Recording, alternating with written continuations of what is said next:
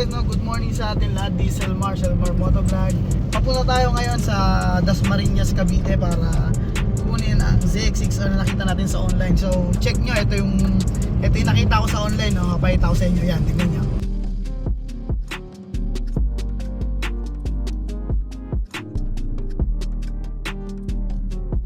At yun, syempre, no, pinaka-importante sa lahat kapag kukuha tayo ng second hand na motor is kailangan ma-check natin yung quality at syempre, dapat no issue, no? Kasi kukuha kayo, especially mga big bike, kapag may issue yan, medyo alangayin na tayo. First time ni Selmar ngayon kumuha ng big bike na second hand, no? So, tingnan natin ngayon, no? Punta natin sa Cavite ngayon. So, nag-post nga ako sa aking social media account na gusto ko yung Ducati Panigale na 899. Kung sino man nakakaalam, alam nyo na yun. Yung motor na yun is talaga napugian talaga ako dahil pula siya, tapos sports bike yung datingan niya. So naguguluhan talaga yung utak ni Selmar kung papatuloy ko ba yung pagkolekta ng ZX series ng Kawasaki or bigla tayong lilihis sa Ducati Panigale. So yun yung mga gumugulo sa utak natin ngayon, no? Pero later on, pagtanto natin na hindi pa para sa atin ang Ducati Panigale. Marami nagsasabi yung tunog daw hindi daw ganun kaangas, hindi ganun kairgasan, pero para sa akin kasi swak yung tunog niya na ganun. At hindi kasi tunog ang binabayaran sa Ducati, yung kanyang performance tsaka syempre yung kanyang power, no? Kakaiba talaga daw, sabi nila. Hindi ko pa naman natatry. So yun, sa ngayon, di pa talaga siguro para sa atin yung Ducati Panigale. Dito muna tayo, kumpletuhin muna natin yung ZX series, no? So yun, maraming salamat sa mga sumusuporta. Abangan nyo mamaya yung ZX6R. Ngayon sa area ng kausaping ating may sure. Si Boss Elmar pala din. Ito yung ZX6R na nakita natin sa online.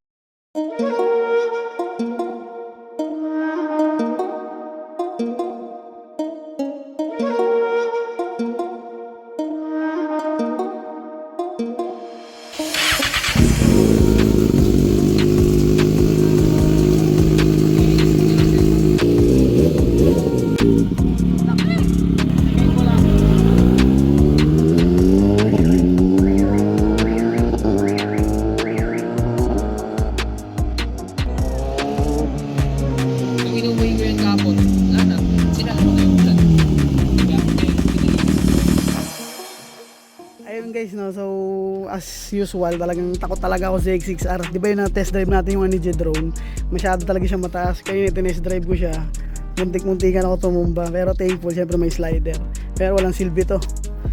Pag tumumba tayo, bali siguro yan. Wag naman, no. O yan, dala namin yung Wigo, tapos si ZX6R, dalawa kami ni Miss Elmar magdadrive. Kaya si Sir, siya yung owner, no. So, sabi niya, kwento niya is yung Raptor niya, sinop niya dito, tapos nagdagdag ng cash, no. Hapon lang talaga. Tapos pagka uwi ko, hindi ko na pinandar. Ayun, tapos bibenta niya agad. So yun, check lang namin yung papeles, tapos okay na to. Goods na to sa atin. Na-test drive ko naman siya, okay. Yung pipe niya is, hindi ko alam kung anong pipe, pero balak natin palitan yan, no. 61mm yung laki, no. Yung owner na ito, Ninja Philippines yun. So, kagrupo rin natin. Yung pinaka first owner talaga, sir. Pero wala akong idea kung sino. Ayan guys, ano natin to, check natin yung papel. Ayan guys, no, so Diesel Marshall Motovlog, ready na natin to, no, lalarga na natin. Ayan pala sir, shoutout kay sir, siya yung binisaya natin nito. Yung plaka pala nito, ano sabi? Update na lang daw. Updated ka na lang. Update mo rin ako. Okay, bigyan mo sa akin yung ano niya, kaya mag-uusap. 10R ko, sir, nang nabili ko yun, walang plaka. Ngayon, nung after 1 month, nasa Ilocos Norte yung plaka, pinadala sa akin ng first owner ng police. Tapos, yun, kinonta ko na lang ulit siya. Okay na. Sige sir, salamat po. Ayan, shoutout kay sir. Tara, sakay na. Importante, natitipto ko. Oh, nakasapatos ka na. Ayan guys, start. Hey! Grabe, ZX6R na this, no? Sa atin na talaga to. So, maraming salamat kay sir, tsaka sa family niya, no? Sobrang bait, sobrang solid. Kay sir, salamat. Full tank po. Thank you. Woo! Woohoo! Siyempre, tong auto blip, pero quick shift meron.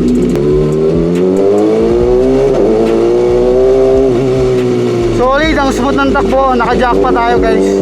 So yan, nabili nga natin siya sa halagang 445,000. Mate!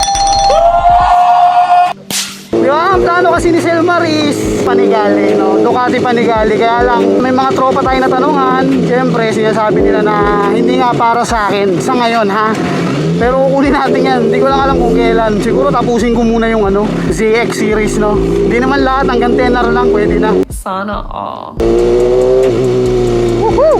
So may 2.5R na tayo, may 4R na tayo, may ZX6R na tayo. So thankful, no? Maraming salamat siyempre sa Diyos, no? Siyempre kay Miss Selmar, no? Hindi natin makukumpleto lahat to, no? Hindi natin mabibili lahat to kung hindi dahil sa kanya, no? Pagpupursige niya sa negosyo namin, eh talaga naman umatikabong, no?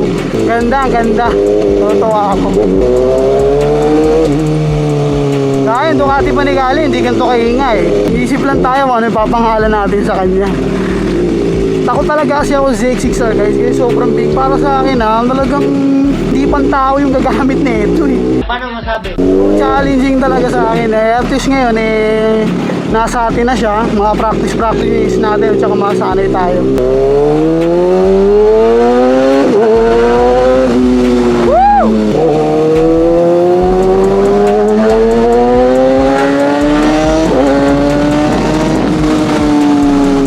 Lakas!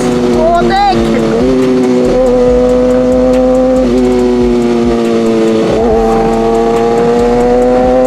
Lakas ng motor na to, boy!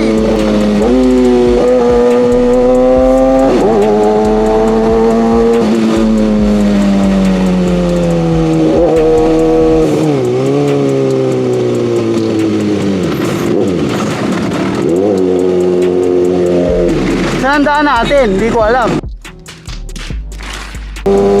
Ayun na guys, nasa expressway na tayo. Tayo natin.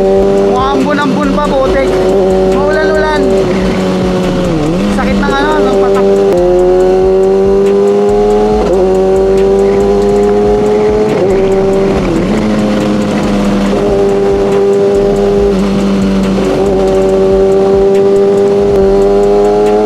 Tunnel, tunnel.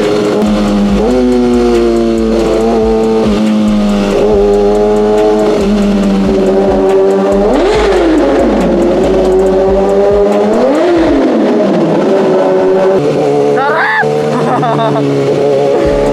Tirgasang talaga po eh. ZX6R, grabe. Masyado kang maingay.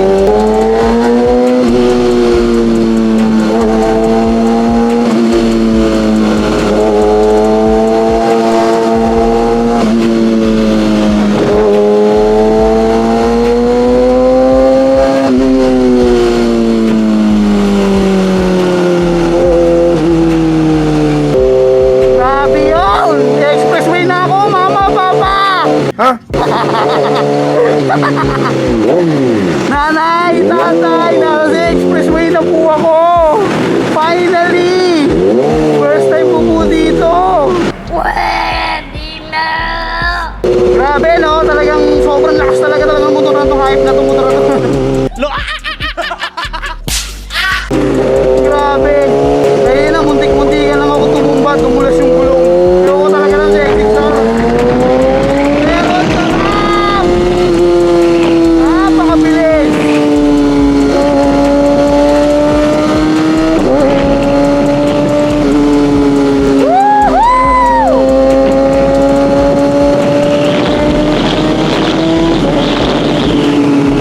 Maka-overspeed tayo! Okay.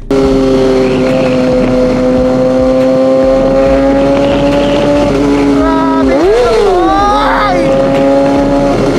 Sarap! Mama, papa, nasa expressway na ako! Sarap!